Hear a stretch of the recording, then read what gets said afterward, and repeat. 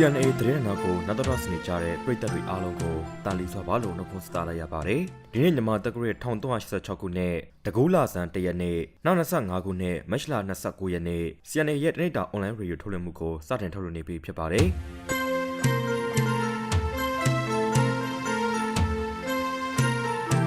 ဒီကနေ့ထုတ်လွှင့်တင်ဆက်သွားမယ့်သတင်းတွေကတော့ AA သတင်းပေးစုက ALP ကဆွဲဖမ်းဆီးထားတဲ့ဒေသခံ3ဦးပြန်မလွတ်လာသေးဘူးဆိုတဲ့သတင်းမောင်တော်နဲ့တန်တွဲမှာစစ်ကြံဘုံနဲ့မိုင်းပေါက်ကွဲလို့အရသား3ဦးဒဏ်ရာရခဲ့တဲ့ဆိုတဲ့သတင်း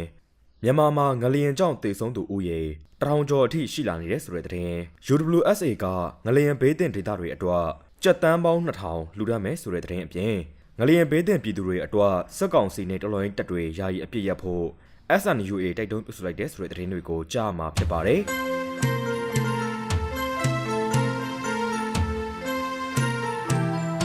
ပထမဆုံးကြားမှာကတော့ AA သတင်းပေးဆိုက ALP ကဆွဲဖမ်းဆီးထားတဲ့ဒေသခံ3ဦးပြန်မလွတ်လာသေးဘူးဆိုတဲ့သတင်းကိုကြားမှာပါ။ပြီးခဲ့တဲ့မတ်လ25ရက်နေ့က AA ကိုသတင်းပေးလုပ်နေတဲ့ဆိုတဲ့ဆွဲချက်နဲ့စောမြရစာလင်းဦးဆောင်တဲ့ရခိုင်ပြည်လွတ်မြောက်ရေးပါတီ ALP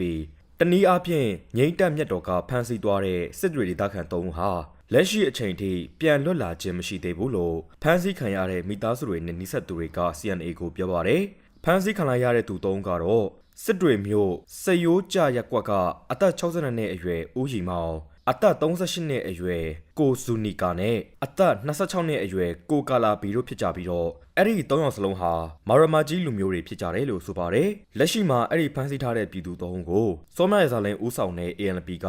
စစ်တွေမြို့စက်ယုံစုရက်ကွက်မှာရှိတဲ့ ALP ရုံးချုပ်မှာထိန်းသိမ်းထားပြီးမိသားစုတွေနဲ့လည်းတွေ့ခွင့်မပေးဘဲထားရှိထားတယ်လို့ဖမ်းဆီးခံရသူ3ဦးရဲ့မိသားစုဝင်တွေနဲ့နှိစက်သူဒေသခံ2ဦးကပြောပါတယ်။အဲဒီလိုတွေ့ခွင့်မပေးသေးတဲ့အပေါ်မှာလည်းမိသားစုဝင်တွေအနေနဲ့စိုးရိမ်မှုတွေရှိနေရတယ်လို့ဆိုပါတယ်။အဲဒီ ALP ကဖမ်းဆီးထားတဲ့ဒေသခံ3ဦးဟာဒေသအတွင်းမှာအေးစစ်စစ်နဲ့လက်လုံလက်စားဒေသခံတွေဖြစ်ကြတယ်လို့လည်းဒေသခံတွေကပြောပါတယ်။စောမြရစာလင်းဦးဆောင်တဲ့ရခိုင်ပြည်လွတ်မြောက်ရေးပါတီ ALP တနည်းအားဖြင့်ငိမ့်တက်မြတ်တော်ဟာရခိုင်တကြောပြန်တိုက်ပွဲစတင်ခြင်းကတည်းကပင်စစ်တွေမှာစစ်ကောင်စီတပ်တွေနဲ့အတူပူးပေါင်းကအရဲသားပြည်သူတွေကိုဖမ်းဆီးတာငွေတောင်းခံတာစတာတွေအပြင်စစ်သားစုဆောင်တာစစ်စနန်းပေးတာစတာတွေကိုစစ်ကောင်စီတပ်တွေအားကိုးနဲ့ဇက်တိုက်လှုပ်ဆောင်တာတွေရှိနေတယ်လို့လည်းဒေသခံတွေကပြောပါတယ်။ပြီးခဲ့တဲ့ဖေဖော်ဝါရီလအတွင်းကလည်းစစ်တွေမျိုးမင်းကန်ရုပ်ကလူငယ်တချို့ကိုစောမြစာလင်းဦးဆောင်တဲ့ရခိုင်ပြည်လွတ်မြောက်ရေးပါတီ ALP တနည်းအားဖြင့်ငိမ့်တက်မြတ်တော်ကဖမ်းဆီးတာတွေလှုပ်ဆောင်ခဲ့ပြီးငွေပေးနိုင်သူတချို့ကိုပြန်လွှတ်ကာငွေမပေးနိုင်သူတချို့ကိုတော့စစ်ကောင်စီတပ်တွေအတွက်စစ်သားစုဆောင်ပြီးတော့ရှေ့တန်းစစ်မြေပြင်လိုနေရာတွေမှာပို့ဆောင်ထားတာတွေရှိနေတယ်လို့စစ်တွေမျိုးကစီရေးချင်းတွေကိုစောင့်ကြည့်လေ့လာနေသူတို့ကပြောပါတယ်။စောမြစာလင်းကတော့ပြီးခဲ့တဲ့ရက်ပိုင်းက NSPNC ဦးဆောင်မှုနဲ့နေပြည်တော်မှာကျင်းပနေတဲ့ငြိမ်းချမ်းရေးဆွေးနွေးပွဲအပြီးမှာသူ့အနေနဲ့ငြိမ်းချမ်းရေးကိုအားသွန်ခွန်ဆိုင်လုပ်နေတာဟာမိသားစုနဲ့ပါတီအတွက်သာလုပ်နေတာမဟုတ်ပဲနိုင်ငံထဲမှာရှိနေကြတဲ့ပြည်သူလူထုတရက်လုံးအတွက်လှုံ့ဆော်နေတာဖြစ်တယ်လို့ဆိုထားပါတယ်ခင်ဗျာ။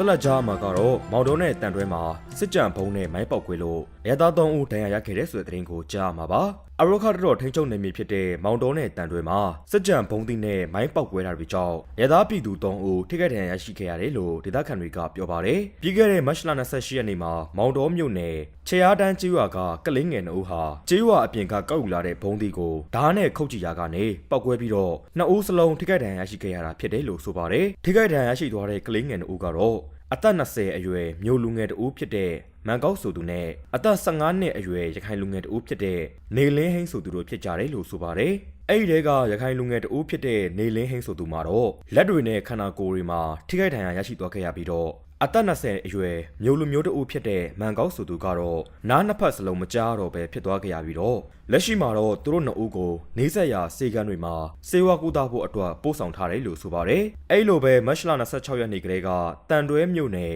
ရောင်ကြီးဦးရွာအတွင်းကဦးစိုးတန်းနိုင်ဆိုသူမှလည်းသူနေထိုင်ရာနေအိမ်ရဲ့နောက်ဘက်ခြံထဲအသွားမှာစစ်ကောင်စီတပ်တွေထောင်ထားခဲ့တဲ့မိုင်းကိုနင်းမိပြီးတော့ခြေထောက်တစ်ဖက်ပြတ်ထွက်ဒဏ်ရာရှိခဲ့ရတယ်လို့ဆိုပါတယ်။အရခါတော်ကသူတို့သိမ့်ပတ်ရရှိထားပြီးဖြစ်တဲ့မြို့တွေမှာဒေသခံတွေအနေနဲ့ ပြန်လည်ဝယ်ရနေထိုင်နိုင်ပြီလို့ခွင့်ပြုပေးလိုက်တဲ့နောက်မှာဒေသခံပြည်သူတွေဟာစစ်ကြံလက်နက်နဲ့မိုင်းပေါက်ကွဲမှုတွေကြောင့်ဒီလအတွင်းမှာပဲနေ့စဉ်ဆိုသလိုအရသာပြည်သူတွေထိခိုက်ဒဏ်ရာရတာတေဆုံးတာတွေနဲ့စက်တိုက်ရင်ဆိုင်လာနေရတာလည်းဖြစ်ပါတယ်။အဲဒါကြောင့်အာရိုခတ်တော်အနေနဲ့အရသာပြည်သူတွေနေထိုင်ရာနေရာတွေမှာရှိနေတဲ့စစ်ကြံမိုင်းတွေကိုအခုထပ်ပုံမှုအားစိုက်ပြီးရှင်းလင်းပေးတာတွေလှုပ်ဆောင်ဖို့လိုအပ်နေတယ်လို့လည်းရခိုင်ဒေသခံတွေကတောင်းဆိုကြပါတယ်ခင်ဗျာ။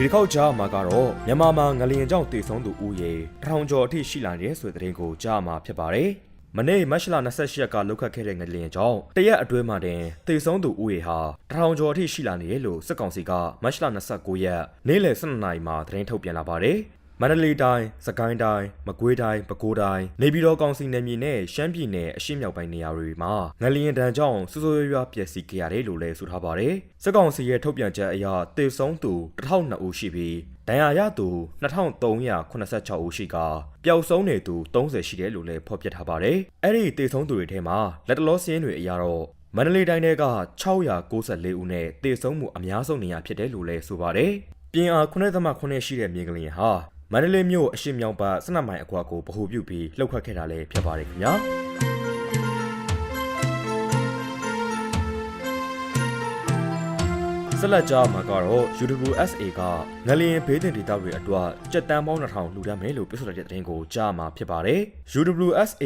ဝါတပ်ဖွဲ့ကငလျင်ဘေးဒဏ်ဒေသတွေအတွက်ကြက်တန်းပေါင်း2000လှူဒါန်းမယ်လို့မြန်မာနိုင်ငံအထူးဒေသနဲ့ဝပြည်နယ်ပြည်သူ့အစိုးရကထုတ်ပြန်လာပါတယ်။မနေ့မတ်လ28ရက်နေ့တုန်းကဖြစ်ပွားခဲ့တဲ့အင်အား Richter Scale 9.9အဆင့်ရှိတဲ့မြေငလျင်လှုပ်ခတ်မှုဖြစ်စဉ်ဟာနိုင်ငံတော်ဝန်နဲ့အိန္ဒိယနိုင်ငံတွေကိုပါကြီးမားတဲ့အသက်အိုးအိမ်စိတ်စိမ်ပျက်စီးဆုံးရှုံးမှုကြီးဖြစ်ပေါ်စေခဲ့တယ်လို့ UWSA ကဆိုပါတယ်။ဒီအပေါ်ဝပြည်နယ်အနေနဲ့ငလျင်ဘေးတင်တဲ့တိုင်းရင်းသားမိဘညီကိုမောင်နှမတွေအားလုံးနဲ့အတူထပ်တူထပ်မြဝမ်းနည်းရတယ်လို့ထုတ်ပြန်ထားပါတယ်။ဒါအပြင်ဝပြည်နယ်အနေနဲ့တဘာဝဘေးတင်ပြည်သူတွေနဲ့အတူအခက်အခဲတွေကိုရန်ဆိုင်ကြော်ဖြတ်နိုင်ဖို့အတွက်အရေးပေါ်ကယ်ဆယ်ရေးနဲ့ပြည်내ထူထောင်ရေးလုပ်ငန်းတွေမှာပါဝင်ဆောင်ရွက်ကြဖို့တိုက်တွန်းသလိုသက်ဆိုင်ရာဌာနတွေကတောင်းဆိုလာမယ်ဆိုရင်အရေးပေါ်ကယ်ဆယ်ရေးအဖွဲ့ကိုစစ်လွတ်ဖို့အသင့်ဖွဲ့စည်းပြင်ဆင်ထားတယ်လို့လည်းအသိပေးထားပါတယ်။ယခုလိုပြင်းထန်တဲ့သဘာဝဘေးအန္တရာယ်နဲ့ကြုံတွေ့နေရတဲ့အချိန်ကာလမျိုးမှာသဘောထားအမြင်ကွဲလွဲနေကြတဲ့အပတ်ပတ်တွေအနေနဲ့နိုင်ငံရေးစီရေးပြဿနာတွေကိုဘေးဖယ်ထားပြီးလူသားချင်းစာနာထောက်ထားတဲ့စိတ်ဓာတ်ဖြင့်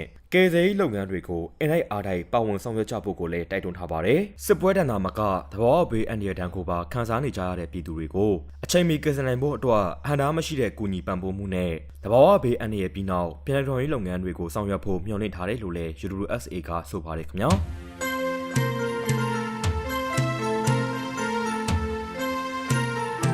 ဒီနေ့တနေ့တာထုတ်လွှင့်မှုရဲ့နောက်ဆုံးကြားမှာကတော့ငလျင်ဘေးဒဏ်ပြည်သူတွေအတွက်စက်ကောင်စီနဲ့တော်လိုင်းတပ်တွေယာယီအပြစ်ရဖို့ SNU တွေတိုက်တွန်းလိုက်တဲ့ဆိုတဲ့သတင်းကိုကြားမှာဖြစ်ပါတယ်။ငလျင်ဘေးဒဏ်ပြည်သူတွေကိုကုညီကယ်ဆယ်ရေးလုပ်ငန်းတွေလှုပ်ဆောင်ဖို့အတွက်စက်ကောင်စီနဲ့တော်လိုင်းတပ်တွေယာယီအပြစ်ရဖို့ရှမ်းနီအမျိုးသားများညီညွတ်ရေးအစည်းအရုံး SNU ကတိုက်တွန်းလိုက်ပါတယ်။စစ်ကောင်စီနဲ့တော်လိုင်းတပ်တွေအနေနဲ့ငလျင်ဘေးဒဏ်တင်လူတို့ကိုစာနာတနာသောအဖြစ်ယာယီအပြစ်ရကာလကိုနှစ်ဖက်သဘောတူညီမှုနဲ့အတူရပ်ဆိုင်းထားကြဖို့SNU ကတိုက်တွန်းထားတာလည်းဖြစ်ပါတယ်။ငလျင်ဘေးဒဏ်တင်လူတို့ကိုစာနာတနာသောအဖြစ်စစ်ရေးအသာရလိုမှုသဘောမပါပဲလူသားချင်းစာနာထောက်ထားမှုဆိုင်ရာအကူအညီပေးမှုကိုနှစ်ဖက်အပြန်အလှန်အချိန်မီခွင့်ပြုပေးကြဖို့ကိုလည်း SNU ကတိုက်တွန်းထားပါတယ်။ပြည်တွင်းမှာရှိတဲ့အရပ်ဖက်အဖွဲ့အစည်းတွေနိုင်ငံတကာအဖွဲ့အစည်းတွေရဲ့ငလျင်ဘေးဒဏ်တင်လူတို့အတွက်ကူညီကယ်ဆယ်ရေးလုပ်ငန်းတွေမှာလည်းစစ်ကောင်စီနဲ့တော်လှန်ရေးအဖွဲ့အစည်းတွေအနေနဲ့အပြန်အလှန်ပူးပေါင်းပါဝင်ခွင့်ကူညီဆောင်ရွက်ခွင့်ပြုကြဖို့ကိုလည်းအကြံပြုထားပါတယ်။ယခုလိုအရေးပေါ်ကာလမျိုးမှာငလျင်ဘေးဒဏ်လူတို့အတွက်ကျန်းမာရေးဆိုင်ရာကူညီကယ်ဆယ်ရေးလုပ်ငန်းတွေကိ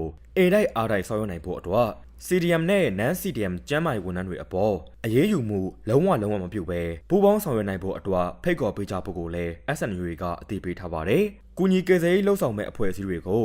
မြည်သည့်လက်နက်ကင်အဖွဲ့အစည်းနဲ့သာပူးပေါင်းဆောင်ရွက်ရမယ်ဆိုတဲ့ကြိုတင်ကန့်သတ်ခြင်းမပြုဘဲစစ်ကောင်စီနဲ့လက်နက်ကင်အဖွဲ့အစည်းတွေထိန်းချုပ်ထားတဲ့ဒေသအလုံးမှာအရေးပေါ်ကူညီလှုပ်ဆောင်မှုပြုဖို့ကိုလည်း SNU ကတိုက်တွန်းထားပါတယ်။ဒါအပြင်ရှမ်းနီတိုင်းရင်းသားအရပ်ဘက်အဖွဲ့အစည်းတွေရှမ်းနီတိုင်းရင်းသားလူငယ်အဖွဲ့အစည်းတွေရှမ်းနီတိုင်းရင်းသားရဟန်းတန်ကအဖွဲ့အစည်းတွေအပါအဝင်ရှမ်းနီတိုင်းရင်းသားနိုင်ငံရေးပါတီတွေနဲ့လက်နက်ကင်တပ်ဖွဲ့တွေကလည်း ငလျင်ဘေးသင့်လူတို့အတွက်ကိုညီကယ်ဆယ်ရေးလုပ်ငန်းတွေမှာတက်နိုင်တဲ့ဘက်ကဝိုင်းဝန်းကူညီပေးကြဖို့ကိုလည်း SNU ကအကြံပြုတိုက်တွန်းထားပါတယ်။မနေ့မတ်လ28ရက်နေ့နေ့လယ်ပိုင်းလောက်တော့ကစစ်ကောင်စီကနောင်ချိုမြို့နယ်နောင်လင်ရွာတွေကိုလေကြောင်းကနေဘုံကျစ်တိုက်ခိုက်ခဲ့လို့တနုတက် DPLA ရဲ့စစ်မေ6ဦးနဲ့တပ်သား2ဦးစုစုပေါင်း9ဦးကြာဆုံးခဲ့ပြီးရသားတွေထိခိုက်ဒဏ်ရာရခဲ့တဲ့ဖြစ်စဉ်ရှိခဲ့ပါသေးတယ်။